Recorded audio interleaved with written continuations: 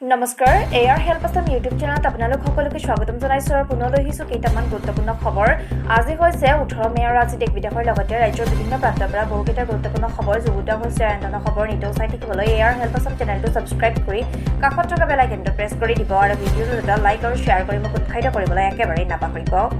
দৰ্শকসকলে মুঠৰ প্ৰথমটো গুৰুত্বপূৰ্ণ খবৰটো হৈছে গেছ চিলিণ্ডাৰ কিনিবলৈ লাখ লাখ পৰিয়ালে লাভ কৰিব চৰকাৰী ধন মুখ্যমন্ত্ৰী ডক্টৰ হিমন্ত বিশ্ব শৰ্মাৰ বৃহৎ ঘোষণা ৰাজ্যৰ লাখ লাখ অৰুণোদয় হিতাধিকাৰীলৈ এই মুহূৰ্তৰ এক বিশেষকৈ গুৰুত্বপূৰ্ণ খবৰ ২৭ লাখ পৰিয়ালক গেছ চিলিণ্ডাৰ কিনিবলৈ ১৫০ টকাকৈ দিব চৰকাৰে বৃদ্ধি হ'ব অৰুণোদয় আঁচনিৰ ধন ১৪০০ টকালৈ বৃদ্ধি হ'ব অৰুণোদয় আঁচনিৰ টকা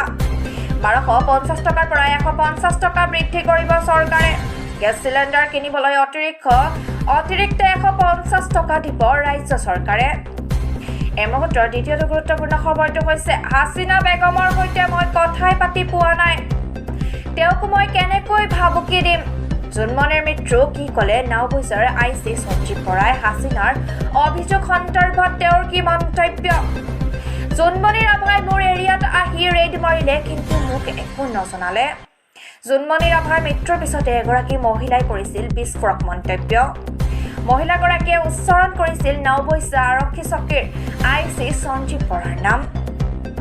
সাংবাদিকৰ আগত আইচি সঞ্জীৱ বৰাৰ চাঞ্চল্যকৰ মন্তব্য তেওঁ কৈছে যে হাছিনা বেগমৰ সৈতে মই কথাই পাতি পোৱা নাই তেওঁক মই কেনেকৈ ভাবুকি দিম জুনমনি ৰাভাই মোৰ এৰিয়াত আহি ৰেড মাৰিলে কিন্তু মোক একো নজনালে জুনমনি ৰাভাৰ মৃত্যুৰ পিছতে এগৰাকী মহিলাই কৰিছিল বিস্ফোৰক মন্তব্য ২০২৪ত ভাৰত হ'ব হিন্দু ৰাষ্ট্ৰ ২০২৪ত বিজেপি চৰকাৰ আহিলে উঠি যাব ধৰ্ম নিৰপেক্ষতা সংবিধান সলনি কৰি দিব বিজেপিয়ে ধৰ্ম নিৰপেক্ষ শব্দৰ ঠাইত ব্যৱহাৰ হ'ব হিন্দু ৰাষ্ট্ৰ আফগানিস্তান আৰু পাকিস্তানৰ দৰে ৰাষ্ট্ৰ হ'ব ভাৰত বিস্ফোৰক মন্তব্য বিধায়ক অখিল গগৈৰ বিজেপিক পৰাভূত কৰাটো আমাৰ বাবে ধৰ্মযুদ্ধ জয়ী হ'বলৈ আমি সকলোৱে একত্ৰিত হ'ব লাগিব এই মুহূৰ্তৰ আন এক বিশেষকৈ গুৰুত্বপূৰ্ণ খবৰটো হৈছে ৰাজ্যত শীঘ্ৰেই বন্ধ হ'ব ৩০০খন মাদ্ৰাছা ৩০০ মাদ্ৰাছা তালিকা প্ৰস্তুত কৰিছে হিমন্ত চৰকাৰে মুছলমানৰ ধৰ্মীয় শিক্ষানুষ্ঠানক লৈ কঠোৰ সিদ্ধান্ত হিমন্ত বিশ্ব শৰ্মাৰ ৩০০ মাদ্ৰাছা বন্ধ কৰা তালিকা সাজু আছে তিনিচুকীয়াত মন্তব্য ৰাজ্যৰ মুখ্যমন্ত্ৰী ডক্টৰ হিমন্ত বিশ্ব শৰ্মাৰ এই মুহূৰ্তৰ পৰৱৰ্তী গুৰুত্বপূৰ্ণ খবৰটো হৈছে দেশত ভয় আৰু আতংকৰ পৰিৱেশ সৃষ্টি নকৰিব এই দিশ সকীয়ানি উচ্চতম ন্যায়ালয়ৰ ছত্তীশগড় চৰকাৰৰ গোচৰৰ শুনানি গ্ৰহণ কৰি সৰ্বোচ্চ ন্যায়ালয়ৰ সকীয়ানি শংকাৰ বাতাবৰণ সৃষ্টি নকৰিবলৈ ইডিক সতৰ্ক কৰি দিলে সৰ্বোচ্চ ন্যায়ালয়ে মোদী চৰকাৰে কেন্দ্ৰীয় সংস্থাসমূহক ব্যৱহাৰ কৰি অহাৰ অভিযোগ বিৰোধী দলৰ ১,০০০ কোটি টকাৰ সুৰা কেলেংকাৰীত ইচ্ছাকৃতভাৱে ভূপেশ বাঘেলৰ নাম সাঙুৰাৰ অভিযোগ ছত্তীশগড় চৰকাৰৰ ইডিয়ে ৰাজ্যৰ একাধিক আবকাৰী বিষয়াক আত্মীয়সহ গ্ৰেপ্তাৰৰ ভাবুকি দিয়াৰো অভিযোগ এই গোচৰৰ শুনানি গ্ৰহণ কৰি ইডিক সতৰ্ক কৰি দিলে উচ্চতম ন্যায়ালয়ে ন্যায়াধীশ SK কৌল আৰু আমানুল্লাহৰ বিচাৰপীঠত চলিছিল গোচৰৰ শুনানি এই মুহূৰ্তৰ আন এক বিশেষকৈ গুৰুত্বপূৰ্ণ খবৰটো হৈছে আৰক্ষী সঞ্চালক প্ৰধানৰ নিৰ্দেশৰ পিছতে লখিমপুৰলৈ ৰাওনা CID দল নকল সোণ নকল টকাৰ গোচৰৰ কৰিব তদন্ত জুনমনি ৰাভাৰ মৃত্যু আৰু নকল সোণ নকল টকা তদন্ত কৰিব CID দলটোৱে তিনিজনীয়া দলটো পুৱাই ৰাওনা হৈছে লখিমপুৰ অভিমুখে আৰক্ষী সঞ্চালক প্ৰধানৰ নিৰ্দেশৰ পিছতে লখিমপুৰলৈ ৰাওনা CID দল লখিমপুৰৰ জুনমনি ৰাভা আৰু ২ অভিযুক্তৰ বিৰুদ্ধে ৰুজু হৈছে এটা গোচৰ লখিমপুৰ থানাৰ গোচৰ নম্বৰ ১৮৩/২৩ জুনমনি ৰাভাৰ মৃত্যু আৰু নকল সোণ নকল টকা তদন্ত কৰিব এতিয়া CID দলটোৱে তিনিজনীয়া দলটো পুৱাই ৰাওনা হৈছে লখিমপুৰ অভিমুখে CIDৰ আৰক্ষী অধীক্ষক ধ্ৰুৱ বৰাৰ নেতৃত্বত তিনিজনীয়া দলটো ৰাওনা হৈছে লখিমপুৰলৈ ঘূৰ্ণীবতাহ মৌচাৰ প্ৰভাৱ ম্যানমাৰত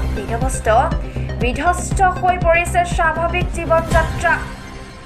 ঘূৰ্ণীবতাহ মৌচাৰ প্ৰভাৱত ম্যানমাৰত মৃতকৰ সংখ্যা কমেও ৮১ জনলৈ অধিক বৃদ্ধি হোৱাৰ আশংকা প্ৰকাশ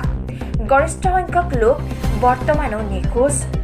ঘূৰ্ণীবতাহ মৌচাৰ ফলত ম্যানমাৰত মংগলবাৰৰ দিনটোত মৃতকৰ সংখ্যা কমেও ৮১ জনলৈ বৃদ্ধি পাইছে বুলি জানিবলৈ পোৱা গৈছে স্থানীয় নেতা বিষয়া আৰু ৰাজ্যিক সংবাদ মাধ্যমে জানিবলৈ দিয়া মতে ঘূৰ্ণীবতাহৰ ফলত গাঁওবাসীৰ বাসস্থানবোৰ সম্পূৰ্ণ ধ্বংসপ্ৰাপ্ত হৈ পৰিছিল আৰু গাঁওবাসীয়ে ভাগি ছিগি পৰা ঘৰবোৰ পুনৰ নিৰ্মাণ কৰাৰ বাবে চেষ্টা চলাইছিল। ইয়াৰ উপৰি ক্ষতিগ্ৰস্ত লোকসকলে আৰ্থিক সহায় সাহায্য বিচৰা বুলিও জানিব পৰা গৈছে। আন এক বিশেষকৈ গুৰুত্বপূৰ্ণ খবৰটো হৈছে ভাৰতৰ সংখ্যালঘুৰ ওপৰত বিজেপি চৰকাৰে অত্যাচাৰ চলোৱাৰ অভিযোগ আমেৰিকাৰ। হিমন্ত চৰকাৰে মাদ্ৰাছাত উচ্ছেদ চলোৱা প্ৰসংগ স্থান পালে বাইডেন চৰকাৰৰ প্ৰতিবেদনত। বাইডেন চৰকাৰৰ দ্বাৰা প্ৰকাশিত প্ৰতিবেদনত অসমৰ মাদ্ৰাছা বন্ধ কৰাক লৈও চাঞ্চল্যকৰ তথ্য। বৰপেটা, বঙাইগাঁও আৰু মৰিগাঁৱত অসম চৰকাৰে উচ্ছেদ কৰিছিল মাদ্ৰাছা। মাদ্ৰাছাসমূহক পৰ্টেলত পঞ্জীয়ন কৰাৰ আহ্বান জনাইছিল চৰকাৰে। গৌহত্যা বন্ধ লাভছ দেখাত ধৰ্মান্তৰকৰণ সন্দৰ্ভতো উল্লেখ কৰা হৈছে প্ৰতিবেদন। মাদ্ৰাছা বন্ধ গৌহত্যা নিষিদ্ধকৰণৰ জৰিয়তে হিমন্ত চৰকাৰে ধৰ্মীয় স্বাধীনতা খৰ্ব কৰাৰ অভিযোগ। বিজেপি চৰকাৰে মুছলমান আৰু খ্ৰীষ্টানসকলৰ ওপৰত অত্যাচাৰ চলোৱাৰ অভিযোগ প্ৰতিবেদনত। দেশৰ সংখ্যালঘু নাগৰিকৰ ধৰ্মীয় স্বাধীনতাক লৈ প্ৰতিবেদন প্ৰকাশ কৰিছে বাইডেন চৰকাৰে। বাইডেন চৰকাৰৰ সকলো অভিযোগ নৈখাতে কৰিছে কেন্দ্ৰীয় চৰকাৰে।